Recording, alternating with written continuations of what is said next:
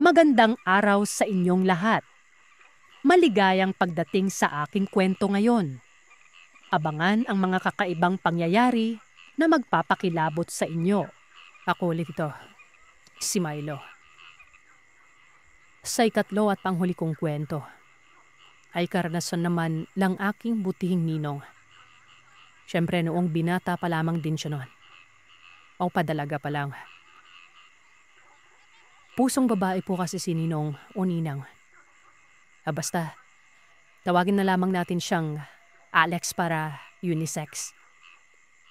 Si Alex ay merong kapatid na si Ana. Siya naman ang matandang kapatid nito at dito na rin natuto si Alex ayon sa kanya. Kung paano siya nakasigurado na isa siyang pusong babae. Nasa 12 taong gulang si Ninong noon nang dumating sa kanilang tahanan. Si Nanay Veronica. Si Nanay Veronica ang magsisilbing katuwang nila sa bahay sa kadahilan ng may mga araw na wala ang kanilang mga magulang. Kaya din kasi kinuha nila tatay at nanay si Ninong dahil sa bukod sa mabait ito ay naging boss ni tatay sa maraming trabaho sa negosyo. At siya mismo ang nag-alok ng malaking ambag sa kasal ng aking mga magulang. Kaya yon, may pagkakataon na naiiwan silang magkapatid kaya naman naghanap ang kanilang mga magulang ng katuwang nun. 2 hanggang sa 3 beses sa isang linggo kung magpunta doon si Nanay Veronica. Mabait naman ito. Mainam makisama. At masarap magluto ng pagkain. Kuminsan ay nagdadala pa ito ng mga gulay na pananim kila Ninong. At yun ang niluluto niya para ulamin nila. Mainam daw kasi ang gulay sa mga bata ayon kay Nanay Veronica. At dagdag pa ni Ninong, si Nanay Veronica din ang medyo nakaramdam noon sa pagiging tunay na kasarian ni Ninong. Kaya talagang nakapalagayang loob niya ito.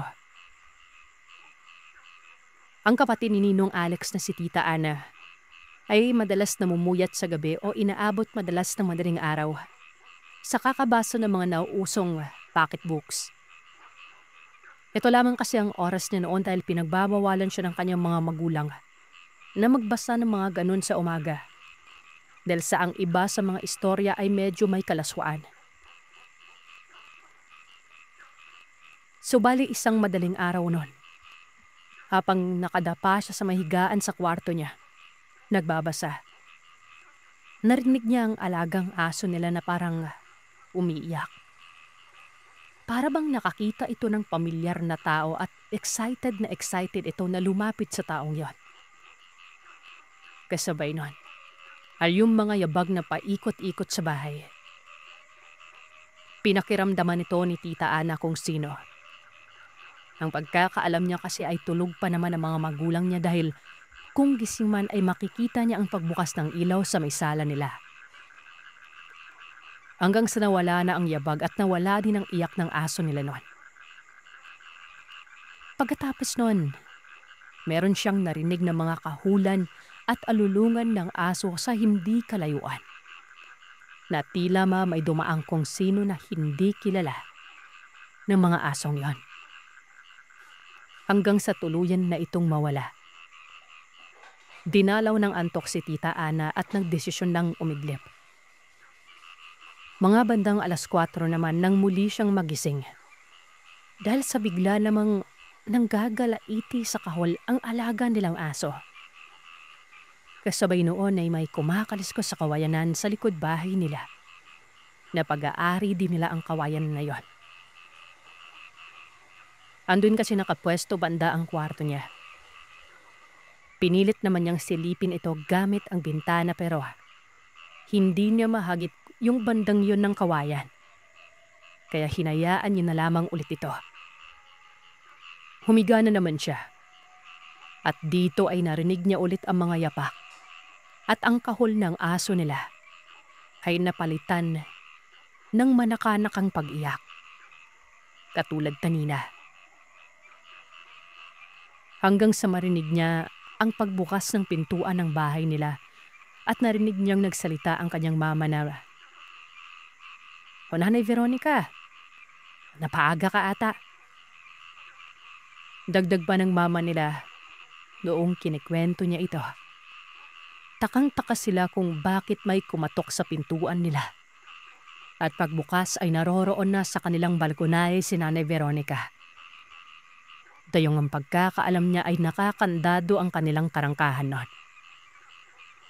Ang sabi naman ni Nanay Veronica ay nakalimutan nga atang ilakyan kaya naman pumasok siya. At siya na lamang ang nagkadena at naglak pabalik. At dagdag pa ni Nanay Veronica, hinatid daw kasi siya ng kanyang mister. Lapupunta ng bayan kaya napadaan na lamang siya doon, sa bahay nila Ninong. Dapat ay mga bandang alas 6 o alas 7 pa ang inaasahang pagdating ni Nanay pero dahil napaaga ay wala din naman nang nagawa ang mama ni Ninong. Nakatago daw sa kasuotan nito ang kanyang mga palad at nagpaalam sa mama ni Ninong kung pwede ba itong dumiretso muna sa likod ng bahay para maghugas. Mais naman na umuo yung mama ni Ninong noon. Madagdag ko lamang Sir Sat na ang poso nila ay may bubong at nakadugtong na mismo sa loob ng bahay noon. Kaya talagang kailangan mong pumasok sa loob o hindi kaya ay dumaan sa likod na pintuan bago ka makarating. Merong napansin ang nanay ni Ninong matapos maghugas ni Nanay Veronica. May mga bala-balahibo pa umano ng manok doon sa pinaghugasan ng matandang to. Alam niya yung balahibo na maliliit o may iksi. Yung mga ganong balahibo ng manok, hindi yung mahaba. Hinayaan na lamang din ito nila sa kadahilan ng baka lamang din nagpakain o nagpatuka muna ito ng manuka nila sa kanilang bahay bago umalis, diba? Hindi naman nila alam. Yun ang unang kakaibang nangyari na hindi din naman kahina-hinala. Pero sadyang nakapagtataka. At ikaw pa, kinaumagahan din na yon. Nabalitaan din kaagad nila Ninong na yung bahay sa kanto na merong manukan. 3 daw sa alaga nitong mga manok na broiler. Nawawala. Bukod sa mga balahibo at mga patak na lamang ng dugo ang natitira, ay sinira din ng may gawa noon ang parte ng kulungan kung saan nakakulong ang mga ito. Pinagkasya lamang umano yung kamay sa sinirang kulungan para maabot ang mga manok doon. Niwala daw silang narinig na ingay maliban sa kahulan ng mga aso. At saka isa pa, para umanong pinatay yung manok doon pa lang. So kung nanakawin lamang yan, bakit hindi pa iniwang buhay? Makalipas ang ilang araw ay napapansin na nila ang palaging maagang pagdating ni Nanay Veronica. Hindi naman din umaangal ang mga magulang nila kasi marami nang nagagawa si Nanay Veronica. Parang bago pa sila umalis sa umaga, ay halos natapos na ni Nanay Veronica ang mga gawain nito. Hindi naman ito umuwi agad dahil pa sabihin ng mag-asawa na pwede naman siyang mag-half day pagkatapos na. Kayang-kaya naman ng mga bata ang sila na lang dyan hanggang maghapon. Pero ang ginagawa na lamang daw nito, kapag tapos na at wala nang ginagawa ay nagliliwaliw ito. Naglalakad-lakad sa barangay nila Ninong at kadalasan ay tumatambay sa may tindahan at kausap ang nagbabantay doon. Babalik na lamang ito kapag malapit na itong umuwi. Ibibigay ni Tita Ana ang sahod niya at magpapaalam na ito bago pa tuluyang mawala ang araw sa langit. Hanggang sa isang araw, sa hindi malamang dahilan, ay hindi nakapasok si Nanay Veronica. Tinanghali pa ng alis sa mga magulang ni Ninong para lamang kung sakaling dumating ito. Pero nang wala na talaga ay nagpabilin na lamang ito kay Tita Ana ng mga papagawa kay Nanay Veronica. At iniwan sa kanya ang dapat ay sahod nito. Sumunod na araw na dapat ay naroroon si Nanay Veronica. Hindi na naman ito sumipot. Dito na nagpasyang puntahan ng mga magulang ni Ninong ang tirahan ni Nanay Veronica. Base na rin sa pagkakaturo ng isa sa mga kumare nito na nagrekomenda din sa matandang yon. Pero walang tao sa bahay nila noong mga panahon na yon. At ang malala ay tila ba dinaanan ng bagyo ang bahay dahil sa sira-sira ang ibang parte ng bakod at parang binaklas ang pintuan. Sadyang naawa naman ang mga magulang nila Ninong dahil sa baka ganon kahikaw sa matanda. Nagtanong-tanong sila sa mga taga roon. Pero tanging ismid lamang ang natatanggap nila at parang pagalipa kung tanungin sila kung kaano-ano nilang matandang yon. Sinabi naman nila na nangangamuhan niya ito at pinagsabihan sila ng isang matanda doon na mas maiging kung maghanap na lamang sila ng bagong katuwang sa bahay. Huwag umano nilang pagkatiwalaan si Nanay Veronica dahil may hindi magandang lihim na tinatago ang matandang yon. Dahil hindi ganap na tsismosa ang nanay ni Ninong at talagang napadaan lamang sila at hindi din nila gusto ang mga tingin ng tao sa paligid nila. Umalis na sila. 2 araw pang lumipas. Kung kailan walang lakad ang mga magulang nila Ninong ay saka sumulpot si Nanay Veronica. Isang hapon. Nakatakip ang bibig nito o ang parte ng mukha nito ng panyo. At sinabi nito na nagkasakit umano siya ng ilang araw. Ang sagot niya din sa kung bakit wala siya doon sa lugar nila ay dahil sa dun muna ito nagpapagaling sa bahay ng kanyang ina.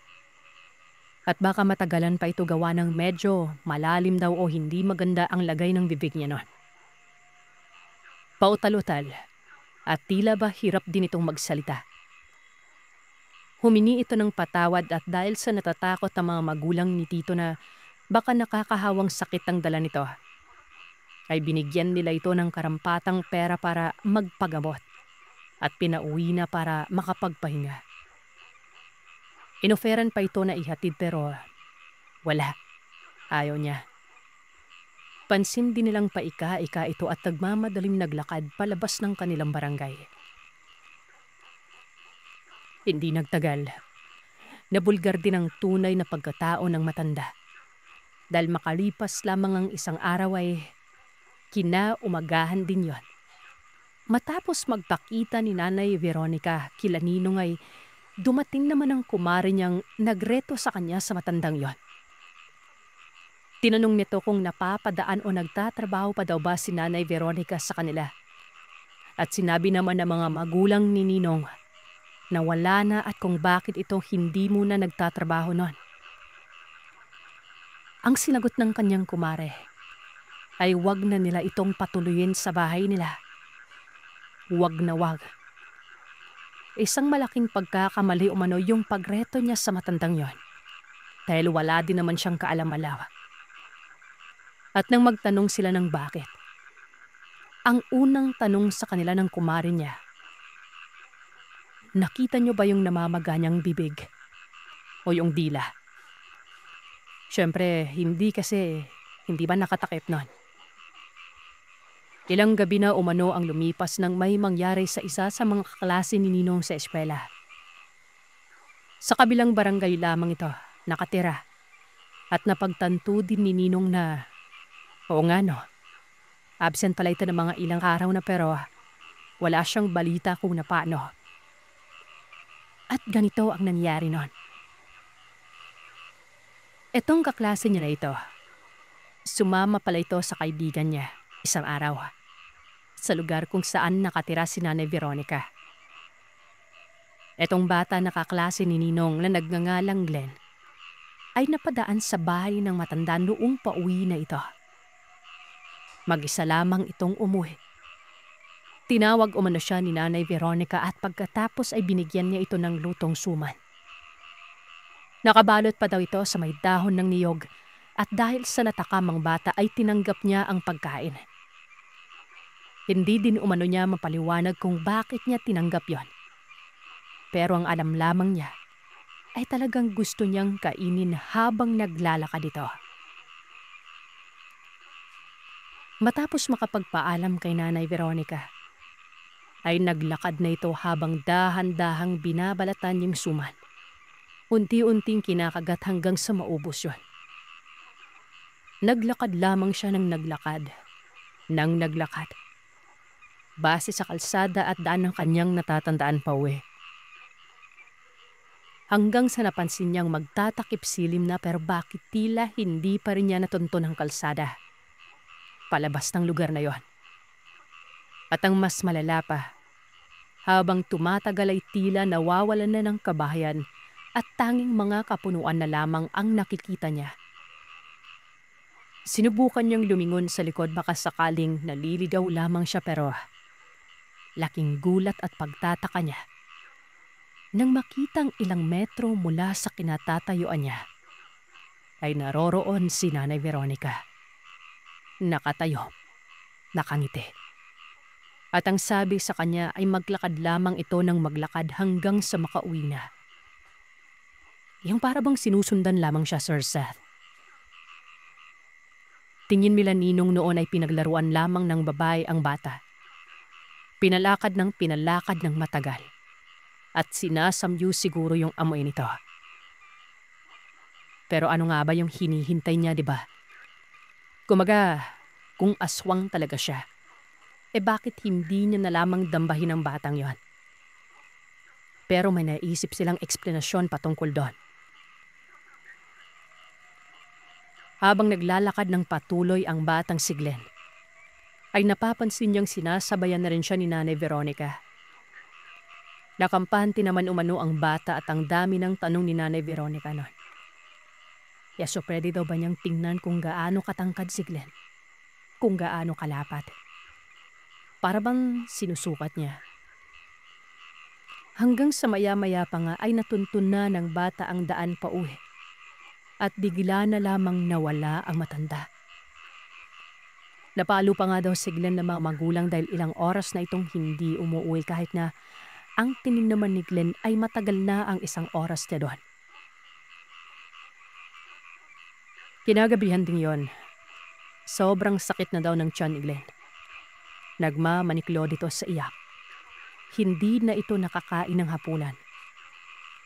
Pinainom nila ito ng usong-uso pa noon na Vitanel o Vitanel. Yung isang kutsara lang nakakabilis na agad ng hagod ng sakit ng tiyan. Basta alam niya ng mga taga-probinsya, lalo na sa parte ng Kabisayaan at Negros. Saglit lamang din at nawala ito na siyang dahilan kung bakit nagawang makatulog ng bata. Pero nang lumalim ng gabi, Sir Seth, umiyak si Glenn. Nakapikit ito pero pabulong-bulong ito sa mga magulang niya na may matanda daw sa may bubungan. Mababa lamang ang bubungan ng bahay ni Glenn at dahil sa walang dudang aswang nga ito, ay dali-daling dumaluhong ang tatay ni Glenn sa labas at naabutan niyo pang may tumalon mula dito.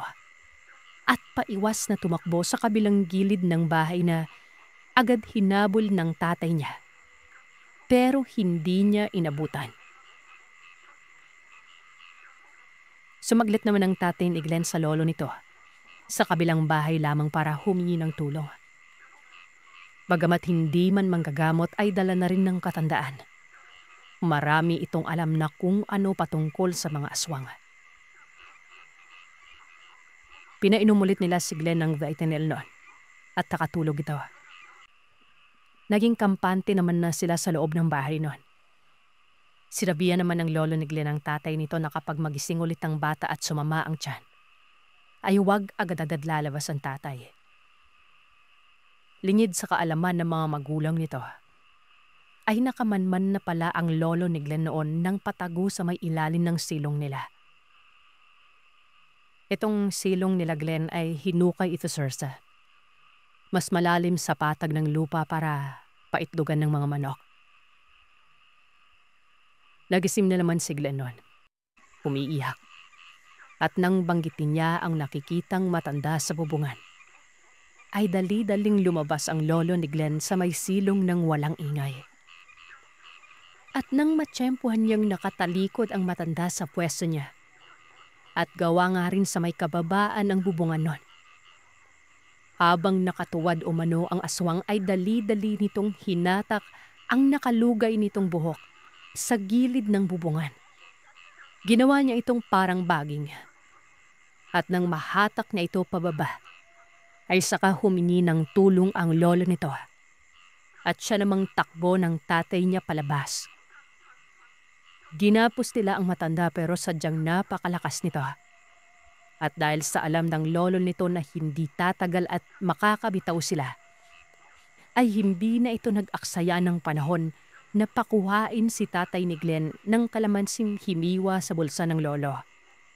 At inutusan nito ang tatay na pigain ang kalamansing yon sa bibig ng aswang. Grabe umano ang atungal at nganga ng nilalang na parang maanghang nasili ang patak ng kalamansi sa bibig niya. At dahil sa hindi pa nakontento ang tatay ni Glenn, hinila niya umano ang dila ng aswang na yon. Hinagod ang kalamansi na yon sa nakalaylay na dila ng matanda.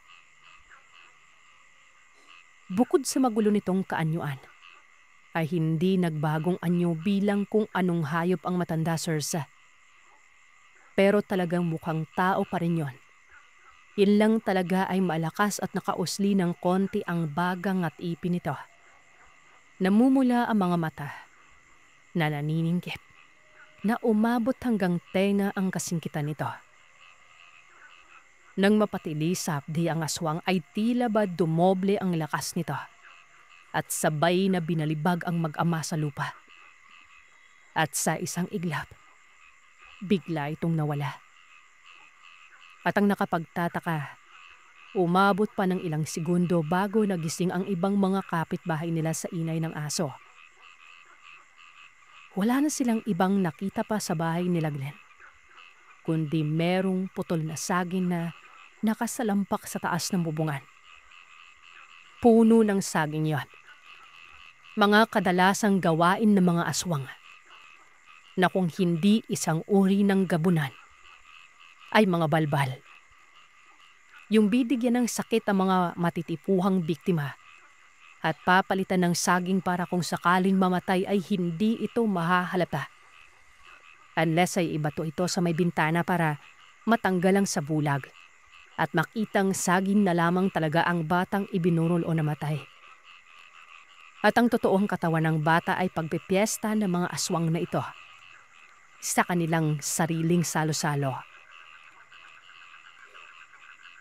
Dahil sa wala namang ibang nakasalamuha ang bata na iba sa kanya, kundi si Nanay Veronica, ay hinanap nila ito.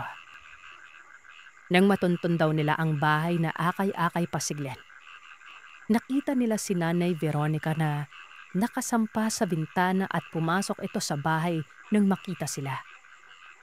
At nang sumugod na ang mga ito at giniba ang parte ng bakod, ay nagawa namang buksan ng matandang aswang ang kabilang bintana. At doon tumalon patakas na parang isang malaking palaka kung gumalaw. Nangang lamang umano sa ikinwento ng kumari nito, ang nanay ni Ninaw. Halos manayo umano ang balahibo niya dahil nagpatuloy pala sila ng isang aswang kung totoo man. Pero laking pinagpasalamat niya na nakilala nila ito bilang tao na nagtatrabaho. At sadyang mabait naman daw kaya kahit papano ay naging skeptical sila. Kinaimbestigan pa nila si Nanay Veronica. At nalaman nila Sir Seth, naggaya ng sinasabi nito na hinahatid siya ng mister niya. Wala itong asawa. Matagal na umanong namatay ang asawa nito dahil umuwi itong may taga at ayaw magpadala sa ospital. At magmula din ng maikwento ito ng kumari niya ay hindi na muling nagpakita pa si Nanay Veronica. At nang kumuha na ulit sila ng katuwang sa bahay, sinigurado nila na tao ito. At ito ay mga kamag-anak nila. Tawagin niyo na lamang po ako sa pangalang Enrico. Isa ako sa masugid niyong tagapakinig. At ang kwentong ibabahagi ko sa inyo ngayon ay karanasan ng aking mga magulang, partikular na ang aking inang tawagin na lamang nating si Mayang. Nagkakilala ang aking mga magulang sa isang excursion. At magmula noon ay nakapaladayang loob na ni nanay ang aking tatay Noel. Ang aking ina ay nag-aaral pa noon ng kolehiyo at isa siyang anak ng isang sundalong may magandang posisyon sa trabaho niya. Kilalang mainhin umano ang aking ina sa kanilang bahay. Kaya baby na baby po talaga siya ni lolo at lola, pero kapag nasa labas naman ayon sa aking ama o kay Tatay Noel, ay sobrang kulit at mapusok umano. Hindi naman sa mapusok na kung kani-kanino lamang humaharot, pero alam mo yun, noong naging sila ng aking ama, gustong subukan ng lahat. Alam niya na siguro kung ano ang ibig kong sabihin noon. At yun nga, gawa nga ng ang aking ama ay kauna-unahang nobya si nanay. At syempre, kauna-unahang karanasan niya rin yon. Ayun, nakabuo. Grabe ang takot ni tatay noon kay lolo sa kadahilan ng unang-una. Hindi pa sila legal ni nanay. At noong mga panahong parang naglilihi si nanay ay napahapyawan pa daw ni lolo si nanay na kung sakaling buntis siya, mauuna pa umanong mailibing yung tatay kesa sa panganganak niya. Noong una talagang gusto nang mawala ni Tatay Noel sa poder ng aking ina. Pero nang malaman ito ni nanay ay nagalit ito. Bagkos ay mas pinili nitong magtanan kasama si tatay at magtago-tago muna hanggat hindi pa na ilalabas ang sanggol. Naniniwala kasi sila noon na tanging ang sanggol lamang o ang aking ate ang makakapagpapagaan ng puso ni lolo. At ayun na nga, una nilang ginawa, tinago muna ng aking Tatay Noel si Mayang, maske sa mga magulang niya. Palipat-lipat sila ng lugar. Ang ikinaganda pa talaga ay yung mga koneksyon o mutual nilang kakilala ay hindi sila nilaglag bilang magnobyo. Yang naging problema na lamang ni tatay noon ay itago talaga si nanay. Medyo na paranoid kasi si tatay noon, lalo na kapag may dumadaan na sasakyan ng mga sundalo sa kanila. Kabadong-kabado siya, Sir Seth. Ang idinahilan ni tatay noon sa mga magulang niya ay nadidistino siya kung saan-saan. Kaya minsan na lamang siya kumakauwi. Yun pala ay tinatago na niya ang kanyang nobya. Hanggang sa ito na, umabot na sa puntong kailangan ng magbawas ni tatay ng gastusin dahil may mga pangangailangan na si Nanay Mayang. Desperado na noon si tatay na iuwi si nanay at isuko na lamang sa mga magulang niya. Pero ito namang si nanay na natatakot din para sa kaligtasan ng aking ama. Sinabi niya kay tatay na kukonti na lamang daw ang titiisin nila, Sir Seth. Basta paglabas lamang ng bata. Gaya ng sabi ko ay takot na rin kasi talaga si nanay noon. Bigla na lang nahaharap sa kanyang mga magulang. Pakiramdam kasi ni nanay ay tototohanin ni lolo na talagang mapapatay niya si tatay. Naganap si tatay ng paraan noong mga panahon na yon. Hanggang sa maalala niya ang kanyang ninang Estrella. Ang kanyang ninang Estrella ay isang negosyante. Isa na dito ay pagkakaroon ng paupahan sa iba't ibang bayan. Kahit pa simpleng maliit na barong-barong o yung apartment na talagang malapit sa mga eskwelahan. Lumapit siya dito at sinabi o ikinuwento ang totoo nun. Dahil sa mas close itong si Tatay Noel kay Ninang at maloko din itong si Ninang, ay nangako ito na tutulungan siya at hindi sasabihin sa mga magulang nila ang nangyari. Pero ipangako din umano ni tatay na wag siyang idadamay kapag nagkabukuhan at hanggat maaari ay magsabi na ng totoo kapag nailabas na nga ang bata nun. Yan naman ang umuo si tatay ay may ibinigay itong ninang niya ng mga lugar ng pinapaupahan niya.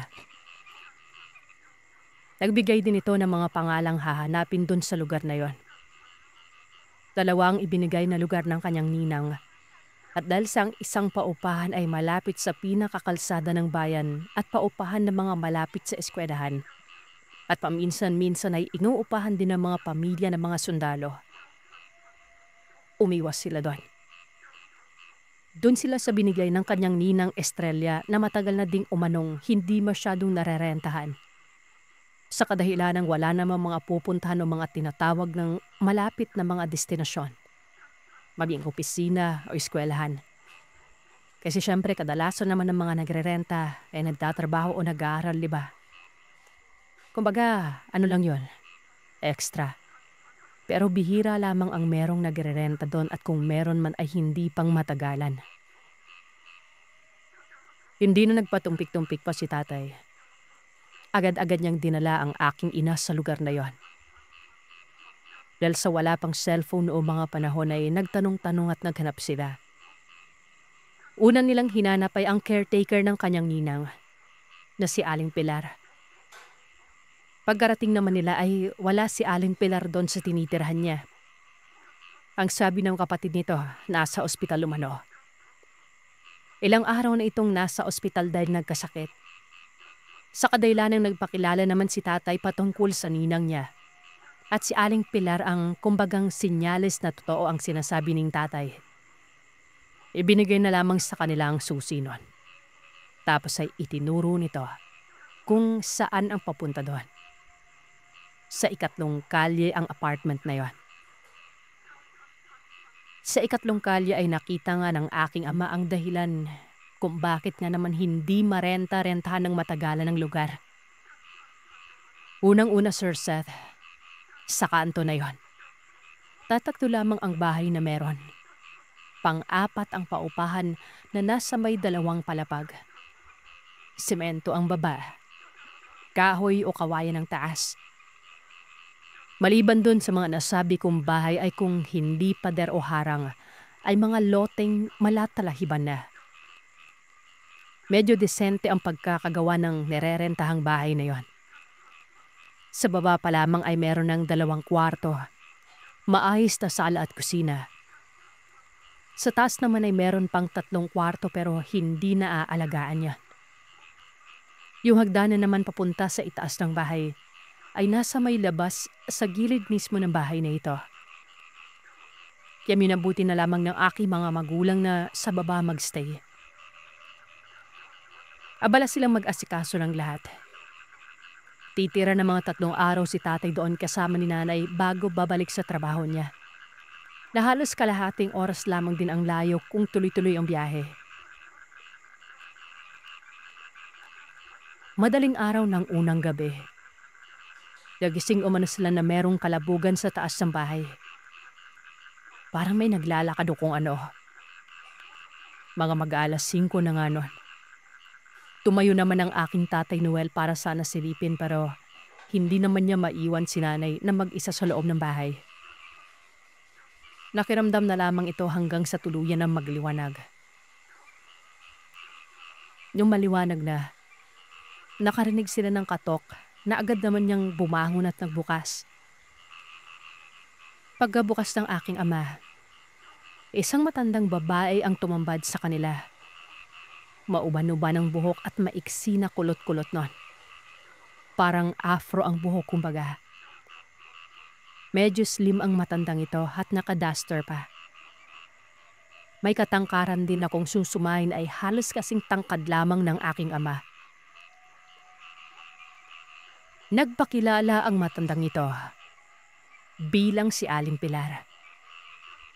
Dali-dali namang nagmalo si tatay at humingi ng tawa dahil sa inunahan na nilang pumunta doon.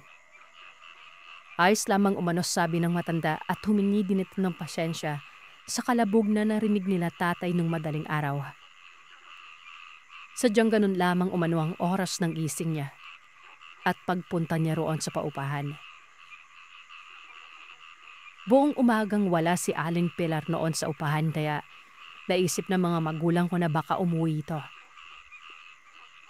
Kinagabihan, mga alas 10 ng gabi, masarap ng tulog nila. Nang itong si Nanay Mayang ay nagising sa kadahilan ng meron siyang naririnig na malalim ng paghinga nun. Nung una, akala niya si tatay yun dahil parang napakalapit lamang ng buga. Tsaka naiirita siya sa ingay nun. Yung para bang sinasadya.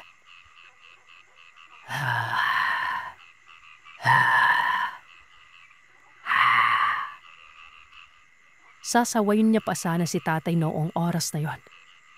Pero laking gulat niya nang makitang tahimik ang tulog ni tatay. Walang hilik o kung anuman. Sinubukang alugin ni nanay si tatay noong gabi yon pero napakalalim ng tulog niya. Matapos ang ilang minuto ay tumigil ang paghinga at mga tunog na mga kaluskos at yabag mula sa itaas na palapag ang naririnig naman ni nanay noon. Manipis lamang kasi ang pagitan ng sahig doon, Sir Seth. Ang bubong sa baba o kisame ay manipis na plywood. Dagdag mo pa na mayroong espasyo doon sa pader. At sa taas naman ng bahay ay purong kawayan na. Ibig sabihin, may tao sa taas ng bahay na yon. Medyo natatakot na din si nanay sa walang sawang kaluskusan noon. At sinabi niya na lamang sa sarili na sana ay pusa lamang o daga na pumasok pero walang ano-ano. Ay bigla na naman niyang narinig ang mga malalalim na paghinga.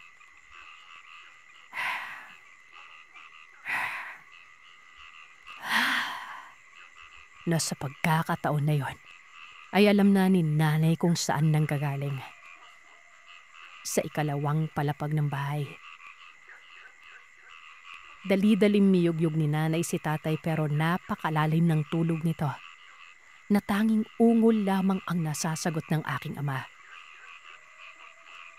Hanggang sa bumangon na si nanay, dahan-dahan siyang tuminila. Iniisa-isa niya ang mga parte ng kisame. Alam niya, sigurado siyang naroroon lamang ang humihinga at hindi niya alam kung ano pero sana hayop lang.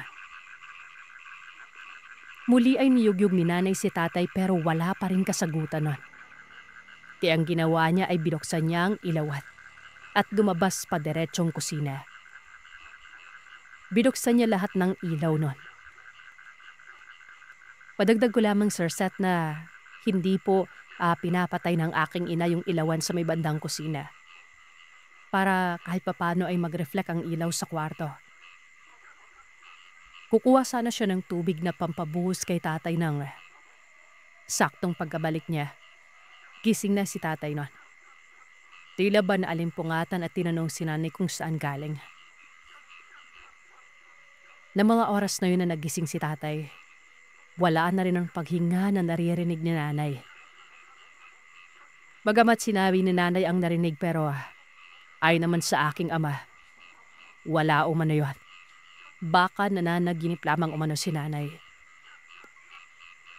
Ang isa pa kasing nakapagtataka, Sir Seth, sa kanilang dalawa kasi, si tatay yung tinatawag na light sleeper. Kumbaga, mabilis magising sa simpleng ingay o kalabugan lang. Sumunod na gabi, kinabukasan, ay aalis na si tatay para magtrabaho. Bali parang huling gabi na ni tatay natulog nun. Eto naman ay paikot-ikot lamang ang higa ng aking ina. Pabangon-bangon. Hindi siya mapakali sa higaan niya na pakiramdam niya ay may nakakalimutan siyang kung anong hindi niya maintindihan. Dahil dito ay bumawan si nanay at nag-inip ng tubig para makapagtimpla ng gatas. At ito na naman umano, ang malalim na paghingang narinig niya noong nakaraang gabi na yon. Sabay kisame niya ito naririnig na galing na naman sa taas ng bahay. Hindi ito pinansin ni nanay.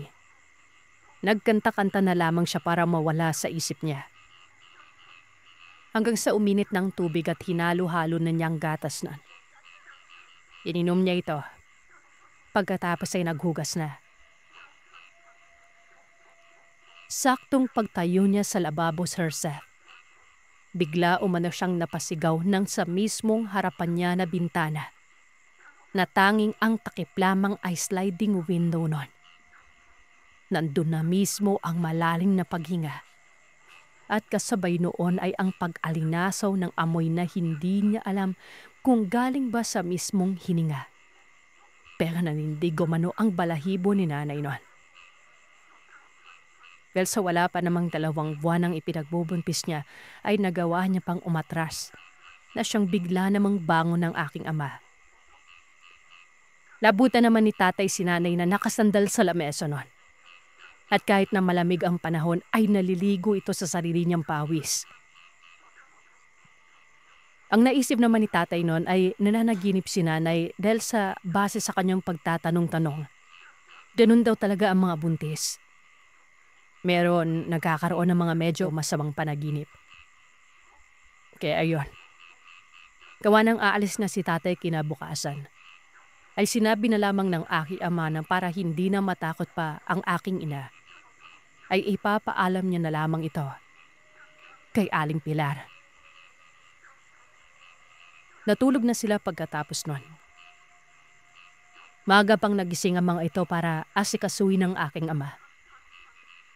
Ihahatid naman ni nanay si tatay sa sakayan noon. Nang habang naglalakad sila sa kanto ay siyang salubong nila kay Aling Pilar. Dali-dali namang nagsabi si tatay sa kanya. Ngumiti naman si Aling Pilar na parang tuwang-tuwa nun. At sa tuwa nito, tila ba nadulas siya sa sinabi niyang, "Ako na ang bahala sa asawa mo, Noel. Mahilig akong mag-alaga ng buntis." Nagtataka man, ang buong akala nilang dalawa ay isa sa kanila ang nagsabi kay Aling Pilar na buntis si nanay. Pagkasakay ni tatay ay kapit na kapit umano itong si Aling Pilar kay nanay. Si nanay may kaliitang babae pero medyo chubby. Subali ayun na nga. Maasikaso naman umano ang matanda. Marami siyang alam sa pwedeng kainin ng buntis kaya sa loob ng isang araw ay nakapagpalagay ang loob niya ito. Inagabihan, hindi mapakali si nanay na nag-iisa. Kaya naman iniisip niya na puntahan si Aling Pilar para sabihin na kung pwede ay samahan muna siya. Tutal ay marami namang kwarto sa baba nun. Kakabukas pa lamang niya ng pintuan nang halos mapatili siya sa gulat ng makitang nasa harapan mismo ng gate ng bahay na yon si Aling Pilar. Nakaharap ito sa may pintuan at nakatitig sa kanya. "Aling Pilar naman, kinabahan ako sa'yo. Gabing-gabi na, wala nang dumadaan dito sa kanto na ito. Anong ginagawa mo dyan?" Ang sabi na lamang ng matanda ay inaasahan niya daw na tatawagin siya o hahanapin ni nanay. At sumakto naman umano ang pagbukas nito ng pintuan. Pumasok ito. Ang unang naamoy ni nanay sa kanya ay parang amoy pawis na maasim. Kahit na ang buong mukha nito at katawan ay tila ba bagong ligo na. Pagkapasok ay sinabi ni Aling Pilar kay nanay na mauuna na umano siyang matulog. Dahil maaga talaga siyang nagising. Umo naman ang aking inay at tuloy-tuloy na pumasok si Aling Pilar sa kwartong isa. Bagamat may tiwala si nanay kay Aling Pilar noong gabi yon, ay hindi pa rin siya makampante kapag hindi niya katabi si tatay. Katulad ng ginagawa niya sa ibang tinirahan nila kapag wala ang aking ama. Nagdadala siya ng mga kutsilyo at pamalo at itinatabi sa higaan. Yan ang ginawa ni nanay noong gabi na yon. Maya-maya pa, dinalaw na ng antok ang aking ina. Nakatulog umano siya na hawak-hawak ang kutsilyo nun. Habang natutulog ay nagkaroon siya ng masamang panaginip. Sa panaginip niya, isang sanggol na umano si ate. May pilit umanong kumukuha dito at para umanong totoo ang panaginip na yan, Sir Seth. Siguro ay nagsisimula na ang aking nanay sa tinatawag na mother's instinct nun para protekta ng bata sa kanyang sinapupunan. Kaya nang marinig niya ang sariling boses na tinatawag siyang kailangan niya ng magising. Napadilat siya. Unang ipinagtataka niya ay kung bakit napakadilim nun. Ang huling naaalala niya ay iniiwan niyang bukas ang ilaw sa may kusina. At dapat ay maaaninag niya yung liwanag sa espasyo na nasa pagitan ng kisame at ng dulo ng pader. Pero wala. Madilim ang buong paligid at naiisip talaga ni nanay na may mali ng gabing yon. Siyang dahilan para dali-dali niyang kapitan ang patalim na katabi. Abang paunti-unting nag-a-adjust sa mga mata ng aking ina sa dilim. At gawa nga ng nakatitig siya sa may itaas na espasyo para aninagin talaga kung patay lahat ng ilaw nun. Meron siyang napansing anino. Hindi niya mawari kung ano pero alam niyang galing sa malaking hayop o nilalang. Hindi alam ni nanay kung napapansin ng nilalang na ito.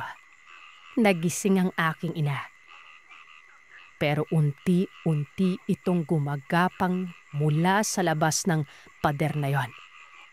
Papasok sa loob ng kwarto. Ang unang plano talaga ni nanay noon ay huwag gumalaw. Dahil baka lamang umatras o ano pero wala.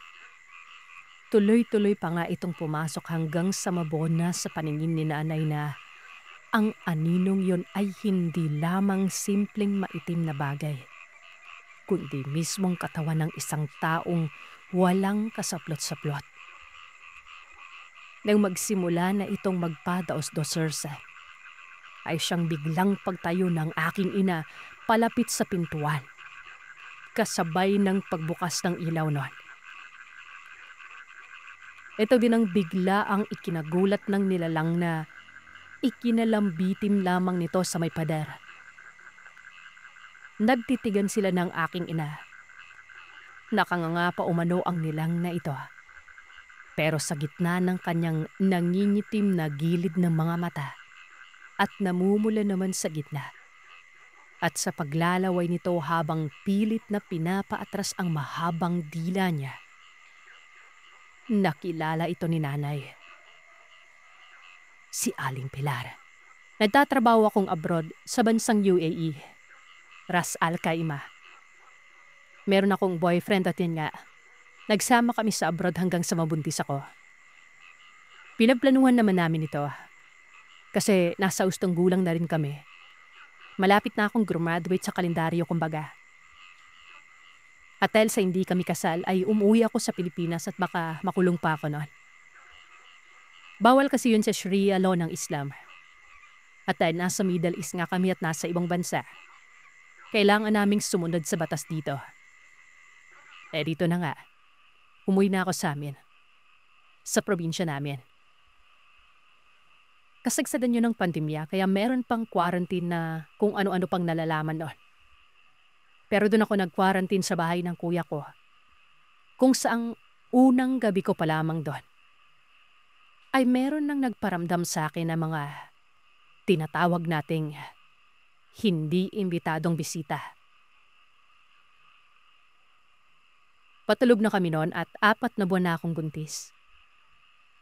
Biglang may nagkalampagan sa itaas ng kanilang bubungan. Nasadya ko namang ikinabahala.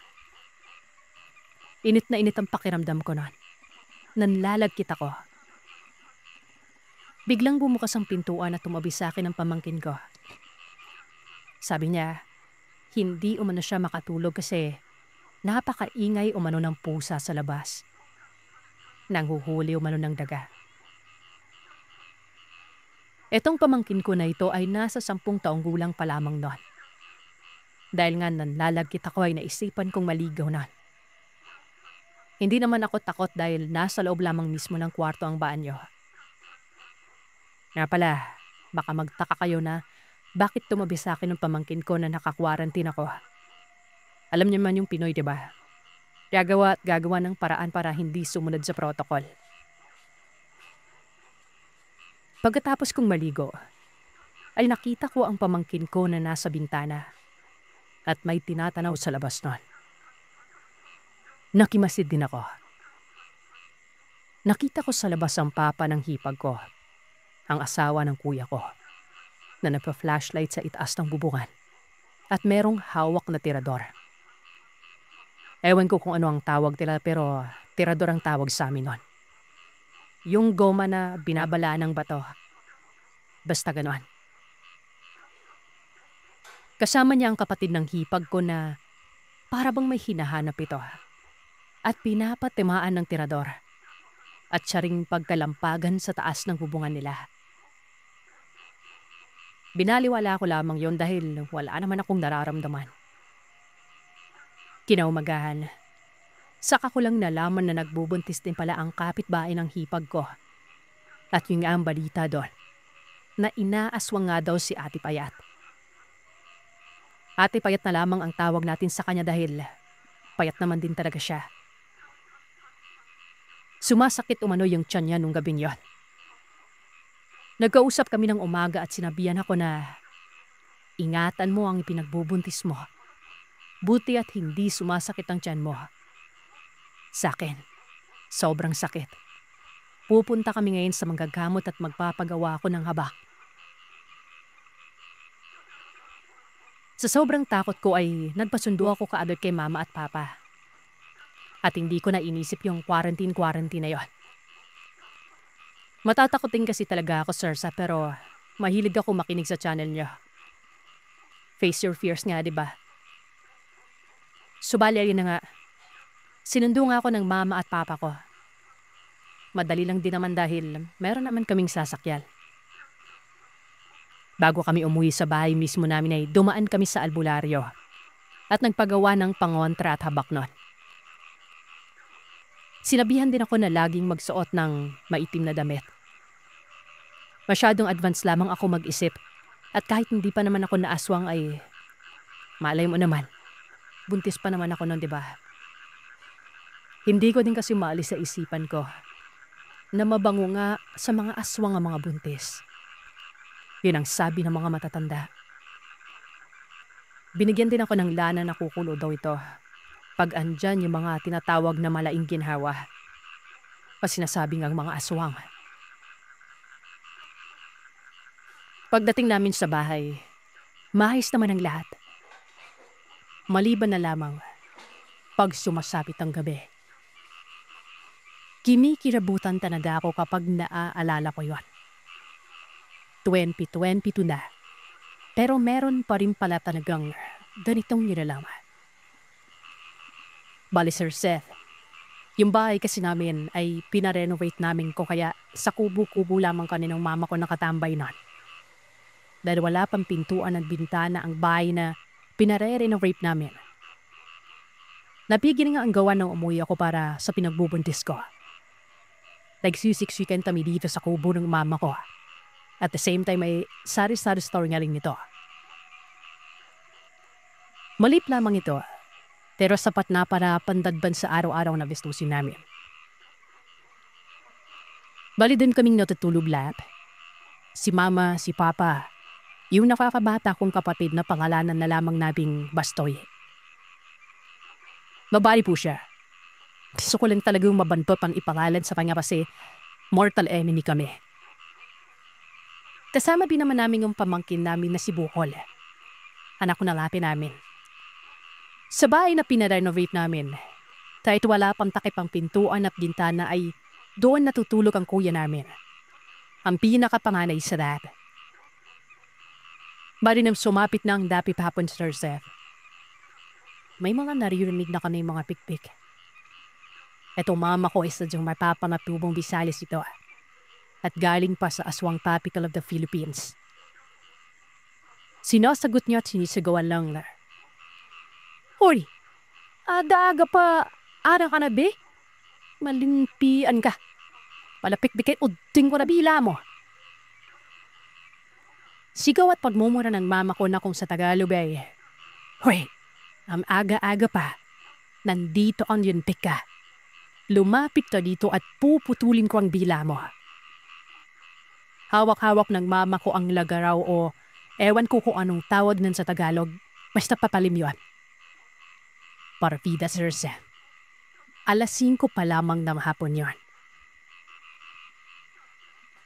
Dahil sa laging nangyayari yan ay parang nakagawian ko na. Wala din namang may nangyaring masama sa akin at wala naman akong nararamdaman sa katawan ko. at sa pagbubuntis ko. Tingalan talaga ay lagi akong nakasuot man itim na damit at lagi akong nagkukulambo. Patay din yung ilaw. Ewan ko, hindi ako sanay na bukas ang ilaw.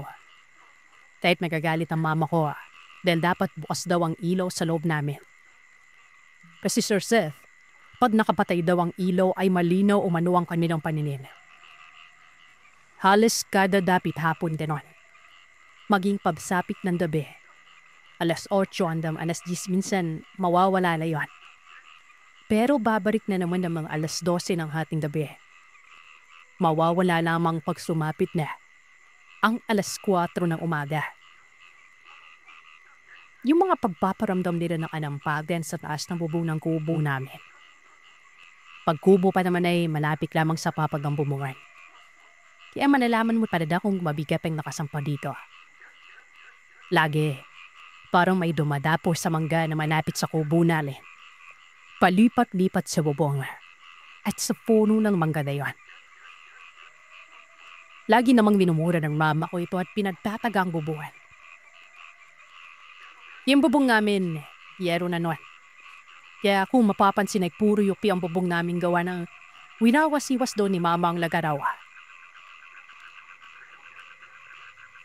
Mula binang umuwi ako noon ay lagi din may napapadaan sa aming matanda na nagpipinda ng piko. Bibili naman si mama pero paghanapin ko ay ayaw akong pakainin. At marami ding iba-ibang taong napapadaan sa bahay namin noon. Sa dulo kasi ng kahilera ng bahay namin, Sir Seth, ay may paupahan at halos hindi ko makilala ang mga tao doon at yung mga dumadaan. May isang gabi pala, galit yung papa ko. Sinuway si mama. Sinabi ng papa ko na dada lamang umano ang naririnig namin na yon. Nagkahamunan pa rin dalawang ko nalalabas daw sila. Sa huli ay wala din namang lumabas sa kanila ni isa na. Nakapagtataka lang na kung dada yon. Sobrang laki namang dagain, di ba? Hindi kasi naniniwala si papa doon at nalukuhan lamang umalay ito. Hanggang sa makapanganak ako, Sir Seth, ay ganun lagi pero sa awa ng Diyos ay wala namang may nangyari sa amin ng anak ko. Ang buong akala ko, pag nakapanganak na ako ay magiging maalis na. Pero dito pala sila naging mas agresibo. Lalo na nang nalaman ko na yung kaharap na bahay namin ay bagong panganak din. Bali nanganak siya ng September 20. Ako naman September 30. At yung sa dulo pa nakahilera ng aming bahay ay kakapanak lang din. 2 months pa lang. So ibig sabihin ay marami kaming mga buntis doon kaya hindi nakapagtataka na binibisita kami. Mukbang kumbaga. Nung makapanganak na ako, ay napagdesisyon na namin na doon na sa malaking bahay matulog dahil nga masikip na kami masyadong sa kubo. Total ay may takip na ang bintana at pintuan. Unang gabi pa lamang namin doon sa malaking bahay na yun na pinarenovate namin. Todo na ang alulong ng aso. Nakaharap pa yon sa lugar namin banda. Brown out, Sir Seth. Takot ako pero hindi ko pinapahalata. Doon natulog si mama kasama ko. Gawa ng alam niyang natatakot ako noon. Alas 7 pa lamang ng gabi noon. Nakadilat na ang mga mata ng anak ko. Sa akin, normal lamang yon. Ganun naman pag mga newborn, di ba? Sa gabi gising. Biglang nagalit si mama dahil iba daw ang mukha ng anak ko. Hindi ko maintindihan pero biglang lumabas si mama at nagsaboy ng asin sa bubungan namin. Tapos nang sinisilip ko sa bintana ay dalawa sila ni Papang nagsusunog ng goma. Si Papa sa kabila. Si Mama naman sa kabila. Maya-maya pa ay dumating na ang manggagamot o manubluy kung tawagin sa amin. Naguluhan man, nanahimik na lamang ako. Siguro ganun, sir, sa pag first time mom. Wala talagang idea pero sabi ng manggagamot na yon, inaaswang umano yung anak ko. Marami daw sila at hindi lamang daw kami ang inaaswang. Maya-maya pa pagkasabi ng manggagamot na yon, nagsigawan naman ang nasa kabilang bahay. Doon yun sa kapitbahay namin sa harap ng bahay. Biglang sumigaw si Bastoy, ang nakakabatang kapatid ko, na may malaking asong itim na galing umano sa bahay ng kapitbahay namin. Bigla naman silang nag-alisan doon. Kinabahan ako at akala ko hindi na sila babalik, pero bumalik sila at kasama na nila si Catherine. Ang kakapanganak ko lamang din na kapitbahay. Doon ay nag-iiyak siya dahil panay din ang iyak ng anak niya. Doon din natulog ang manggagamot pati sila Catherine, pero ewan ko kung natulog sila noon. Pero ako nakatulog talaga ako, gawa ng puyat na puyat ako eh. Si mama ang nagbantay ng anak ko. Kapag ako ang tumitingin sa anak ko, Sir Sat, ay parang normal lamang siya, pero sabi nila ay naningitin na daw ang labi ng anak ko noon. Nakita ko pa na pareho silang pinagtabi ng baby ni Catherine at ng anak ko. Pareho silang ginamot ng manggagamot na yon. Kinaumagahan ay nagpaalam ang manggagamot. Uuwi na raw siya. Huwag daw mag-alala, gawa ng ligtas na daw yung mga anak namin. Lingid sa kaalaman ko, ay may nangyari pala ng gabi na yon. Kaya umano inaantok ako ay baka ginamitan umano ako ng dasal ng mga aswang. Magkakamag-anak umano sila na sumugod nun. 4 umano ito. Ayon naman sa mama ko.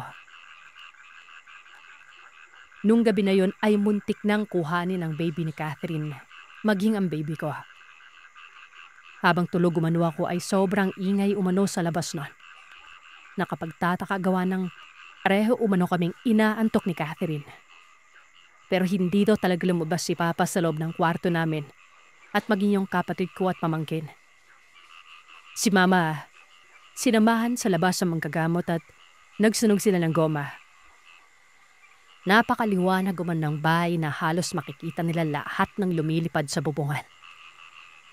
4 ito at paiba-iba ng anyo. Muntik pa nga umanong himatayin si Mama nun. Kitang-kita mismo lang mga mata niya kung paanong nag-ibang anyo ang mga malalaking ibon na ito at palipat-lipat umano ng bubungan. Sa bubungan namin at sa bubungan ng kapitbahay namin. Yung albularyo ay bulong ng bulong, magbabasan. Nandun na rin si Kapitan at yung iba mga tao. Habang ikinikwento sa aking mama ay hindi ako makapaniwala dahil tulog na tulog talaga ako. Pero siguro kung gising ako baka nauna pa akong namatay nun sa takot. Naging usap-usapan sa amin yan, Sir Sat, sa barangay namin. Lalo na nung mabalitaan na namatay ang sanggol na anak ng kahilera ng bahay namin sa dulo. Nag-iisa naman kasi siya sa bahay nila. At ang sabi ng doktor ay nalasan umano ang baby dahil hindi nakapagdumi. Pero duda kami ni Mama. Alam namin siyempre na siguro dahil hindi makalapit yung mga nilalang na yun sa bahay. Ang pinunteriya nila ay ang walang kalaban-laban na kapitbahay. Nasabi din ng manggagamot na matatandaan niyo umano ang mga aswang kung saaning nadaan yung tao ang mga ito. Dahil may palatandaan daw ito ng hampas ng gundot pagi. Siya mismo ang kumampas at natamaan daw sa balikat ng isa. At ang isa ay sa bandang likuran. May sabi-sabi din na nasa marapit lamang ang sumugod sa amin na aswang. Dahil sa ako naman ang ebidensya, pinagwalang bahala na lamang namin yan. At makakaping pa makaswan sa pabidin tao. Pero ang manggagamot mismo ang natasabi sa amin na malapit lamang taladang nataswang sa amin. Pinamalanan pa niya at binitari ang mga mukha nito. So ngayon, kapag nakakasalubong namin ng hinasabi nilang aswang, kinikirabutan ako. Mahirap din namang manghusga ng kapwa, lalo na't medyo mabigat ang sabihing aswang isang tao. Din ko lamang binapagtanto at napadtadpipad pinakaya pala lahat din nabilala ko ng biko ang mapandang uugod-ugod doon sa amin. At hindi ko man maipaliwanag pero sumasaktong dumadaan yan kapag umiinom ako ng gatas. Bumibili naman si mama sa kanya at nakapagtataka lang na hindi niya pinapakain sa amin yan. Pati yung anak nito na lalaki na doon talaga dadaan sa bahay naming pagbibili ng tubig. Yung huhulugan mo ng piso pero nung mangyari ang gabing yon, yung matanda at ang anak niya ay hindi na dumadaan sa amin. Yung muling daan ng anak ng matanda, kipang-kipa ko mismo, Sir Seth, na merong sugat sa balikat. At nung pinanong ni mama kung ano ang nangyari doon, may disgrasya lamang umano sa motor. Pero yung sugat, parang pinaganan kung anong mapurol na nadaraw. Dahil nagtutubig ito at nagnanaknak. At kaya siguro ako walang kakaibang maramdaman nung nagbubuntis ako. Dahil sa mga pangontra at habak na pinagawa ko na. Yung lanis na kukulo pag may malaing ginhawa ay kinuha naman ni mama. Ilayaan ko na lamang din. Ang mahalaga, suot-suot ko ang habak at ang ibang pangontra. Hanggang dito na lamang, Sir Seth. Kung may pagkakataon, ikikwento ko naman ang karanasan ko sa aswang. Kahit nasa ospital ako na.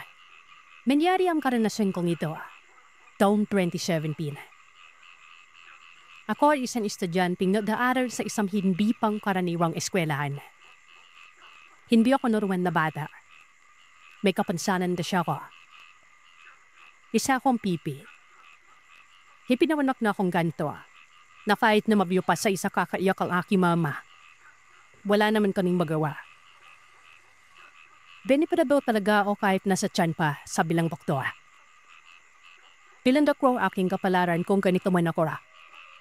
Ang mahalaga sa akin ay labis akong nagpapasalamat na binuhay ako ng aking mama ay hindi na ako ni-flash sa inodoro kang kaya ng iba. Simple mamlaw ang mama ko. Hindi kasi siya kinanggap ng pamilya ng lalaking nakabuntis sa kanya. Wala pili kaming magawa kundi ang hayaan na lamang ang aking papa. Kahit sa tag-ulaway nasasaktan ng aking inanon. Siguro, hindi silang ganawa ang para sa isa't isa. Marami pa namang iba dyan na mas deserving sa pagmamahal ng aking ina. Mabalik ko man siya, matuluyang.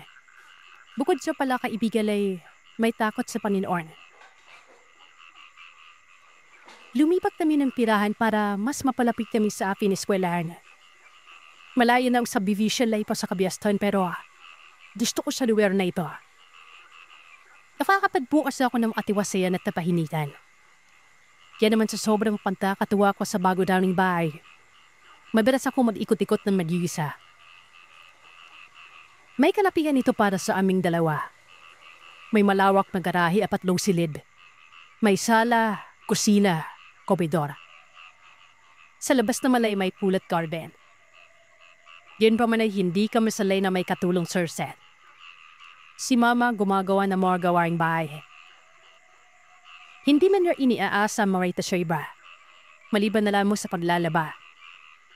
Araw-araw ay may nag-upunta sa aming bahay para kuhanin ang aming mga labahin. Tawagin na lamang laping siya sa palalaw aling nena. Mabarit si aling nena. Panangipi. Sa pagkakaalam ko ay malapit lamang ang tahanan ng matanda sa bahay namin. Ang ginagawa ni Mama, mabluto, maghatid sa akin sa eskwela at magtrabaho. O nga po pala, ang mama ko ay isang ahente ng insurance company. Araw-araw siyang umaalis pero pinitiyak niyang una pa siyang dumarating sa paradan para sunduin ako. Masaya ako kahit kaning dalawa lamang ang magkapamilya Lord. Makatawang ami sa mga gawain sa bahay.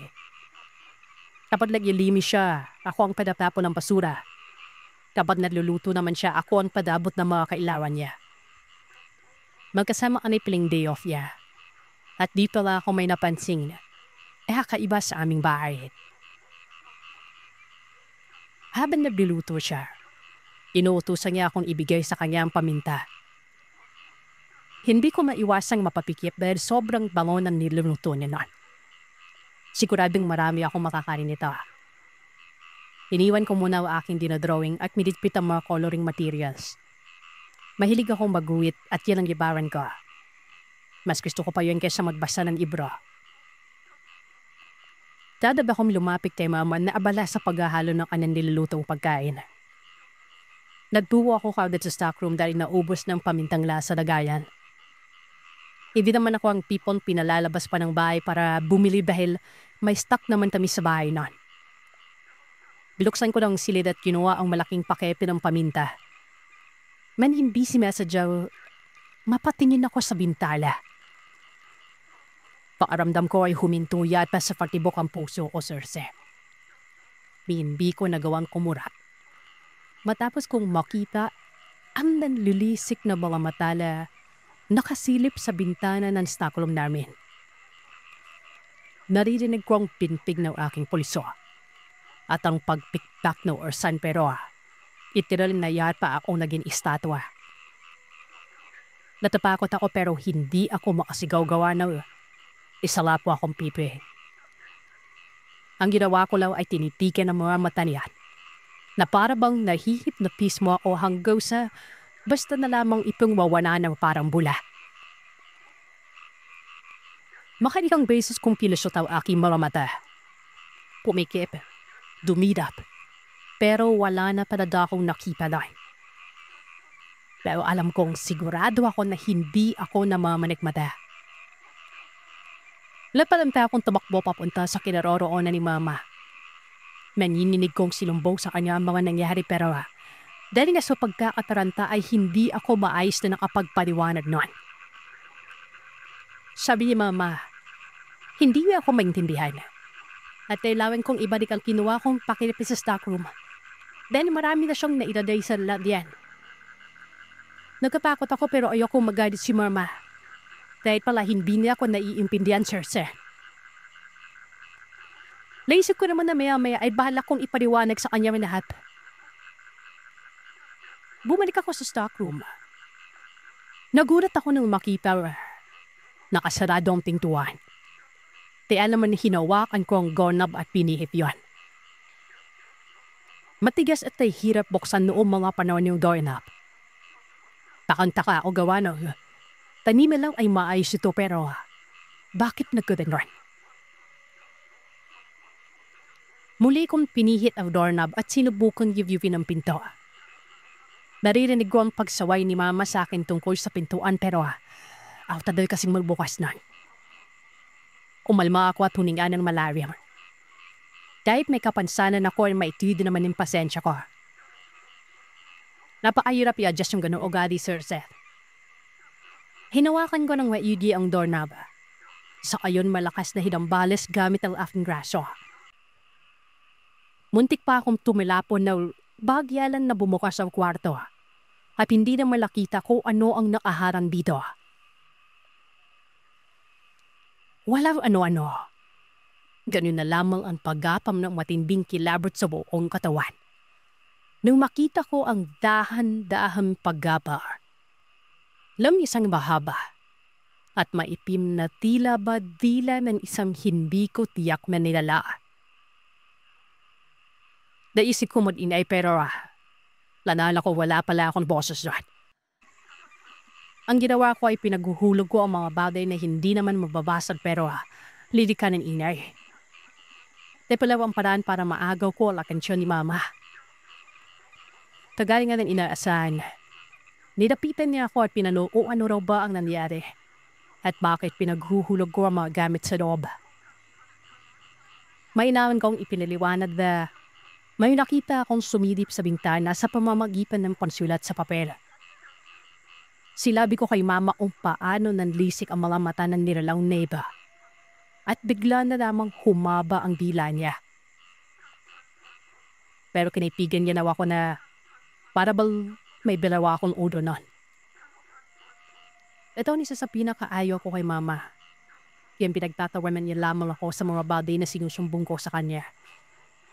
Para bang hindi ka panipaniwala na may kababanating akong nararanasan nun. Palibasa, pipi ako. kaya hindi nila ako maintindihan. Sabi ni Mama, itigil ko na raw yung kakapanood ng mga horror movies. Ito raw kasing lumalasan sa isip ko na kahit daw wala naman akong nakikita, ay napipilitan daw ang sarili ko na meron at nagdudulot sa akin ng takot. Napayuko ako nang umalis na si Mama nun. Anya, mas mabuting ihanda ko na lamang gawang mesa at kakain na kami. Dahil tanawang matabo ko sa takot ay wala akong nagawa, kundi ang mapilipang magpunta sa komedor para ayusin yung mesa at nagyan ng mga kubyadkos. Akala ko okay na. Pero nang sa cabinet naman ako magbubukas ay nagulat ako nang makakita ng maitim at napakahabang buhok nun. Hindi ko alam kung matatakot ba ako o ano. Basta ang napapandaan ko, kinlaro ko kung ano ang bagay na yon. Hindi ako likas na matatakot din. Medyo umandar lamang ang kurisidad kaya hinablit ko ang buhok sa pagkakalaw. Napaisa lang wig. Hinila ko yun ng pagtantuong pahabay pa ng paba. Handang sa mapuno ng omigor. Gawin na lang ang pagpupumides ko sa labis na takot. Hindi ako makasigaw pero nakalika naman ako ng inday gamit ang mga bagay na pinagtapadyakan ko nun. Namuli akong kumburap. Wala na ang mahabang buhok at nakita ko ang nag-aalalang mukha ni Mama. Kinatanong ko ayos lang ba ako nun. Hindi ko akalaing yun lang simula ng matibing takot ko sa bahay na ito. Na pinikiran namin. Napatakot na akong maiwan mo, Lisa. Mas lalong natatakot ako kapag natutulog na walang ilaw. Kaya naman kahit paksaya nila sa kuryente, ay talagang hindi ko hinahayaan na magkaroon ng pagkakataon ang kung anumang inalang para tautin ako. Palagi na akong niradadep at mananaginip. May isa raw matandang babae ang sumasanib sa akin at kinakain ng kaunti-unti ang aking mawanaman doob. Kapag mamamatay naman na ako sa aking panaginip ay bigla akong babalikwas ng bawon at pawis na pawis. Pinabahin ng hina at totoong nakipagpagisan ako ng lakas. Namagpunta sa bahay si Aling Nena para kunin ang aming labanin doon. Ikinawain pa ko sa kanya mga kaibang barde na nakikita at nararamdaman ko. Idimayan ko yun sa mahabang pagsisilat sa papel. Mabait naman si Aling Nena at mabalas na pinapatulan ang mga sinasabi ko sa kanya. Ayon sa kanya, matagal na umalis siya sa lugar na ito. Marami na siyang kwentong nalalaman tungkol sa iba't ibang klase ng mga nilalaw sa dilim. Ang multo ay hindi lamang daw basta kaluluwa lang. May mga uri bimito kagaya ng mga konbinada. Meron ding iligaw na kaluluwa. Sa mga hindi nakakaalam, ang kondinada ay kaya raw manapit ng tao. Sila yung mga nangamatay ng hindi handa at napuno ng pagkasuklam. Samantalang ang ligaw na kaluluwa naman ay naghahanap pa ng dandas na kanyang patutuuan. Pero tungkol sa nakita ko sa stockroom at sa iba pang parte ng bahay sa ibang mga pagkakataon, hindi ako namamanik matanaw. Totoong may nakita ako. Pinagpara mga matanon, Sir Seth. Hindi ko maiwasang kapawan ng matinding kilabot kapag inaalala ko ang mukha niya. Alam ko, babae siya. Nakangisi at bilat na mga mata. Higit sarap, may mahaba siyang bila at buhok. May mga paliwanag din tungkol sa mga nilalang layon si Aling Nena. Sabi niya, pero ay mga aswang din. Pero kakaiba naman ang kanilang mga kakayahan. Kaya nilang sapian ng kanilang mga biktima sa pamamagitan ng pagpunta nila sa isang ilaw na lugar. Pila sila gagawa ng ritual para maihiwalay ang kanilang kaluluwa sa katawang lupa at puntahan ang napipipuhang biktima. Papasok sila sa mga katawan nito. Hindi para agawin ang kanilang katahuhan kundi magmimistula silang mga pirana na lalantakan ng lahat ng laman loob at tugo ng kanilang mga biktima. Sila raw ay mga pinatawag na mga berbalang Sir Seth. Ang mga nasabing nila ay matataas na uri ng aswang. Sila ay kalahaping mangkukulam at kalahaping aswang. Kaya nila yumikha ng mga ritual para mapasakan nila ang mga biktimang nais nila. Ayon pa kay Aling Nena, maraming lahi ang mga berbalang sa Caden Valley. Nagtatago sila at lumalabas sa gabi. Takay para maraswang na ito dahil tayong kaya kaninang pugutan kapag nagsusuot ka ng puting damit. Kumbaga, mas advanced daw ang mga nilalang na ito kesa sa mga normal na aswang lang. Kapag naman kulay rila ang suot na damit ng isang tao, ay hindi ngay pa makikita o maaamoy. Ito ang bagay na hindi naman maipaliwanag ni Aling Nena kung bakit. Basta ayon sa kanya, mag-iingat na lamang umano ako. May intindihan na karamihan sa mga hindi normal na nilala ay talagang nagpapakita sa mga kagala ko. Hindi kasi ako nakakapagsalita ng maayos. May kapansanan ako at hindi basta-basta pinaniniwalaan ng aking mama. Napapasal aming pag-usap. Lainabot pala ko ni Aling Nena ng isang kulay lilang wingkas na may panawip na bronzer. Sabi niya, isa raw yung talisman. Kaya daw ko nitong protektahan laban sa masasama. Hindi ko alam kung maniniwala ba ako o hindi sa mga sinasabi ni Aling Nena pero habang pinipipigan ko siya sa kanyang mga mata, nararamdaman kong hindi siya nagsisinungaling. Kilagabihan, maaga kaming natulog. Papikit pa lamang ang mga mata ko na makarinig ako ng sitsit. Yun na sa kanabitnaan na ako ng antok at pakikinig sa kapaligiran nun. Hindi ko ipipilansin, kaya mariin akong pumikip hanggang sa makatulog ako, Sir Seth. Pero dito, nanaginip ako ng kakaiba. Bumangon umano ako at sumilip sa paligid nun. Walang pawa. Pero nanininbig ang mga balahibo ko. Dahil pakiramdam ko ay may nagmamasid sa akin nun. Ang ginawa ko ay mariin hinawakan ng kwintas na ibinigay sa akin ni Aling Nena. Pigil hininga akong umatras, pasandal sa headboard ng aking kama. Pinakiramdaman ko ang paligid at tanging tunog ng orasan na lamang ang naririnig kong nadiinay nun.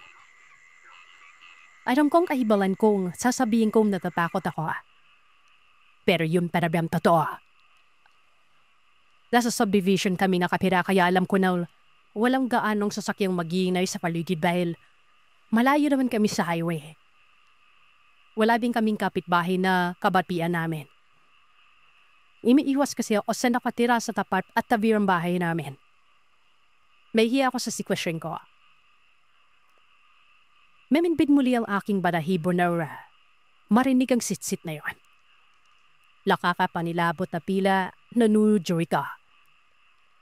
Hilaw-abal na kong nagtanong sa sarili ko nung siba yan. At naging marahas ang paglibot ko ng tingin sa paligid. Hila may aninong gumagalaw-galaw sa gilid ng maraming pada. Sigurado akong nalanaginip lamang ako pero bakit gano'n? Bakit parang totoo? Philip, pawisan ako ng walang maid dahil sa labis na pakwat. Totoo ba talaga ang mga muto? Baka aswal. Yung mga elemento. Mababaliw yata ako sa kakakontrol ng takot ko, Sir Seth. Niwala akong mapinong kaibigan na pwedeng pagsabihan ng lahat ng hinalain ko. Napasiksik ako sa unalan ng aking kama. Nag-aalala ako kasi kung sakali man na may mapansin akong kakaiba, ay hindi makakadalukad at si mama na. Lakas loob akong tuwayo at nakapaang humakbang papalapit sa pintuan. Pero bago ko pa man ito mabuksan, may natapakan ako sa sahig. Dinamayon ng aking mga paa. Dinamba ng mapinding kaba ang dibdib ko. nang makita kong isa yung mahabang buhok. Simandan ko kung saan banda ang ulo nito. At halos himapayin ako sa takot na makitang malaki na ang pagkakaawang ng bintana. At lakasan pa ang isang figura ng taong may matutulis na kuko. Halos panawan ako ng ulirat sa labis na takot na. At walang tunog ang sigaw na lumabas ng aking silid. Nagandang hulog ako sa hagdanan dahil sa pagkataranta. Humaawas akong napahandusay sa sahig na tila ba mabibingi sa lakas ng tingtig ng puso ko. Para akong maistatwa. Hindi na maandalaw na maitang gumagapan pababa. Ang babaeng hubot-hubad at napakahaba ang buhok. Umaangil ito habang naglalaway na papalapit sa akin kaya naman gayon na lamang ang gulat ko. Nalubod lakas akong makasigaw. Tama kayo ng pagkakarimig. Nakasigaw ako. Hindi ako tumigil hanggang sa bigla siyang lumundot sa akin at talmutin ako ng maraming beses sa mukha. Sa braso, sa leeg, maring sa tiyan. Nang makita kong dumudugo ang aking bidib ay bigla niyang ibinaon ang kanyang baririban at ipinusok ng mariin ang aking kalamnan. Nagsisisigaw ako sa labis na sakit hanggang sa namalayan ko na lamang na lumiliwanag ng paligid. Pagdilat ko ng aking mga mata, nasa ospital na ako. May nakakabit na swero at natutulog na nakatalong ko sa tabi ko si Aling Nena. Ginising ko siya at tinanong kung ano ang nangyari noon. Kahit papano ay nakakaintindi na si Aling Nena sa mga senyas ko. Ayon sa kanya, umiiyak raw na tumawag sa kanya si Mama dahil nataranta nang makitang tumitirik na ang mga mata ko sa higaan. Dahan-dahan din akong namumutla na labis niyang ikinabahala noon. Mabuti na lamang at tiyempong pumarada na ang sasakyang pinapasada ng asawa niya. Kaya may nagmaneho sa amin papunta dito sa ospital na ito. Grabe raw ang nangyari sa akin, Sir Seth. Kalunos-lunos na mga bagay ang pinaggagawa ko noong wala akong malay. Sinenyas ko kay Aling Nena na natutulog lamang ako at nananaginip noon. Wala akong kinalaman sa sinabi niyang pagwawala ko. Sa panaginip ko nga ay nakakasigaw at may boses ako. Naiintindihan naman daw ni Aling Nena na nananaginip lamang ako noon. Pero kakaiba daw talagang umatake ang mga aswang na sinasabi niya sa akin. Nagulat pa sila nang suriin ako ng doktor. Kailangan daw akong abunuhan ng dugo. Hindi ko alam kung paano nangyari yon. Wala akong sakit o anumang nararamdamang pagkahilo. Mabuti na lang, hinayaan na rin ako makauwi ng doktor. Ipinagpilitan kong ayos lamang ako at walang nararamdaman na hindi maganda. Salip na umuwi ng bahay, dumiretso kami ni Mama sa kakilalang albularyo ni Aling Nena. Lepatawas kami para malaman kung ano nga bang dahilan nang basta-basta ko na lamang na pagkakasakit. Mabuti na lang, masikaso si Aling Donita, ang manggagamot na asawa naman ng albularyong si Mang Ernesto. Silang dalawa ay bagong salta lamang sa bayan. Dahil napagkamalan ng mga mangkukulam ang mga ito. Pero ang totoo niyan ay mga manggagamot naman pala sila. Pinawas ako kaagad ni Aling Donita gamit ang tradisyon na paraan. Pinapatakan niya ng kandila ang palangganang may lamang asin. Habang umuusal siya ng hindi ko maintindiang lengguwahe, ay dahan-dahang nabuo ang imahe mula sa patak ng kandila. Hindi ko maiwasang matakot kung bakit parang pamilyar ang mukha ng imahe sa palanggana noon. Kahit nasa itsurang tao siya ngayon, ay alam kong ang mukhang ito ang palaging laman ng aking mga bangungot. Walang sinabing pangalan ng manggagamat, pero anya, kilala raw kung sino ang babaeng yan. Siya ang nanggugulo sa akin at dumadalaw gabi-gabi. Tama si Aling Nena. May kakayahan nga ang mga aswang na ito Napasukin ng katawang lupa ko dahil sila nga ay mga berbalang. Isa sa matataas na uri ng mga aswang. Sinagilahan ako ng takot ng malamang kilala ko nito. At baka sa pagkakataong makadalaw itong muli ay tangayin na niya ang buhay ko. Ang ikinagulat ko lamang, Sir Seth, at hindi ko akalain sa lahat. Kaya pala itong gawin ng guro ko. Natawagin na lamang natin sa pangalang Ma'am Jessa. Mabait naman siya sa akin. Palagi niya akong sinasabihang cute eh. Kaya hindi ko maintindihan kung bakit ganito ang ginagawa niya. Umuwi kami noong gabing yon na kasama sina Aling Nena, ang kanyang mister at ang anak niyang lalaking kasing edad ko lang. Ladpakilala siya bilang Ronnie. Anya ay kilala raw niya si Ma'am Jessa. Matagal na daw itong nakatira sa dulo nitong subdivision na tinitirahan din namin. Ayaw na nilang mapagbintangan na gumagawa ng issue pero matagal na daw talaga nilang napapansing may kakaibang ginagawa ang babaeng yan sa bahay nila. Hindi ko alam kung maniniwala ba ako sa sinasabi ng bago ko lang kakilala. Imposible kasing gawin ito sa akin ng pinakamabait na taong nakilala ko. Habang naghahaponan kami, tatawa-tawang sinabi sa akin ni Ronnie na kung paano niyang nadiskubring aswang raw pala si Ma'am Jessa. Magpapasko na noon, nang gabihin mula sa pagko-computer si Ronnie.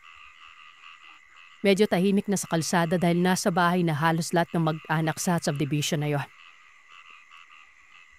Sa lugar na ito pa naman, Sir Seth, ay madalang kang makakita ng kahit marites man lamang dahil lahat ng naninirahan ay abala sa kanilang gawain sa bahay. Anya, napadaan siya sa harapan ng bahay ni Ma'am Jessa sa dulo. Medyo kinilabutan siya nang makitang madilim na sa loob pero para raw may tao nun. Hindi matiyak ni Ronnie kung ano ang dahilan at naisipan niyang umakyat sa bakod saka sumilip sa loob ng bahay. Nagulat siya nang makitang may lumabas na babae sa likod bahay. Tila wala umano ito sa sarili at mukhang hindi naririnig ang sariling umuusal ng hindi maintindiang lengguwahe. Sinundan umano ni Ronnie si Ma'am Jessa papunta sa malaki at malawak na lote sa may hindi kalayuan.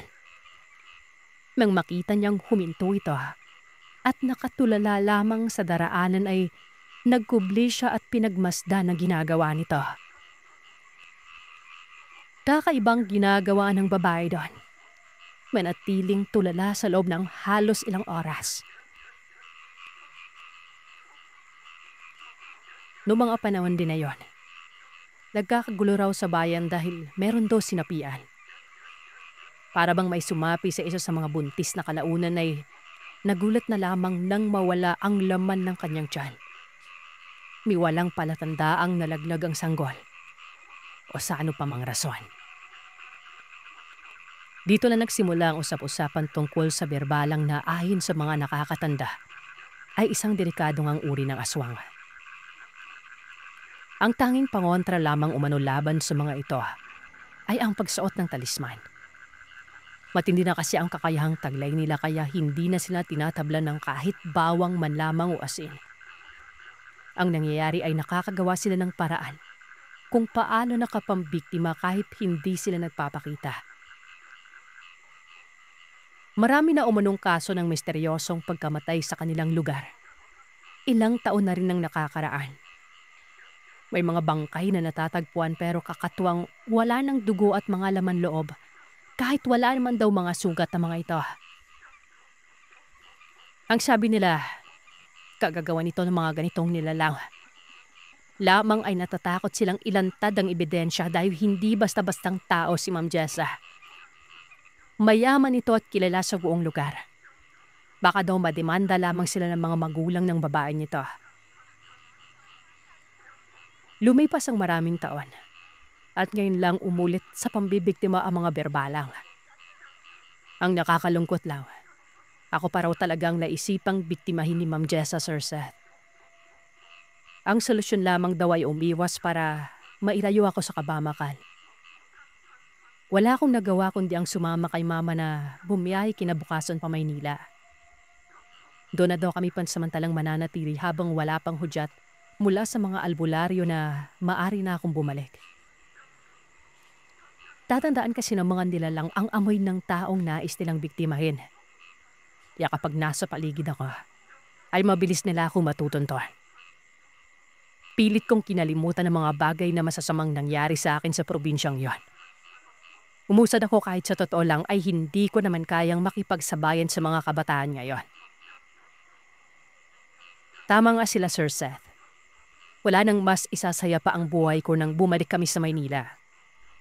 Nawala ang aking nararamdamang sakit at tagnat. Hindi na rin ako binabangungot o nakakakita ng mga nakakatakot na nilalang. Malaki ang naitulong ng pagbalik ko sa aking bayang sinilangan kahit pa maingay at dubog na sa polusyon.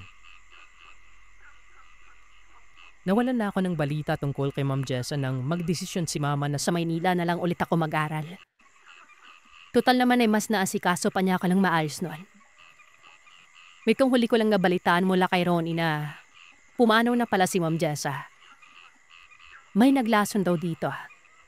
Pero hindi na niya idinetalye kung sino at ano ang dahilan nun. Siguro may mga taong galit talaga sa pagiging aswang niya. Dahil paggaan siya kabait.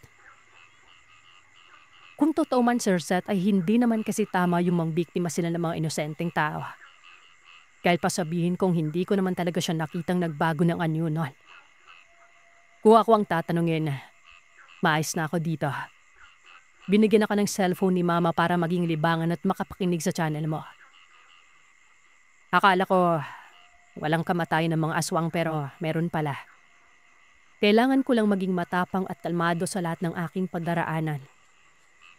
Hindi ko po ikinakahiyang pipiman ako. Ay isa ako sa mga survivors ng mga palalong aswang. Mabuti na lang at may mga taong nakahandang umalalay sa akin para mailigtas ang buhay ko sa tiyak na kapahamakan. Si Ronnie naman hayon, baliwala sa kanyang pagiging person with disability ko. Kahit may kapansalan ako ay niligawan niya ako. Bala ko na po siyang sagutin. Maraming salamat sa pagbibigay sa akin ng oportunidad na maibahagi ang kwento. Mag-iingat po tayong lahat. Delikado ang mga aswang kahit na sa ganitong panahon. Lalong-lalo na ang mga tinatawag na berbalang. At iyan ang kwento ng aswang para sa araw na ito. Salamat sa inyong pakikinig. Huwag kalimutang mag-iwan ng komento at sabihin sa akin kung ano ang inyong naisip. Hanggang sa susunod na kwento, matulog kayong mahimbing kung kaya ninyo.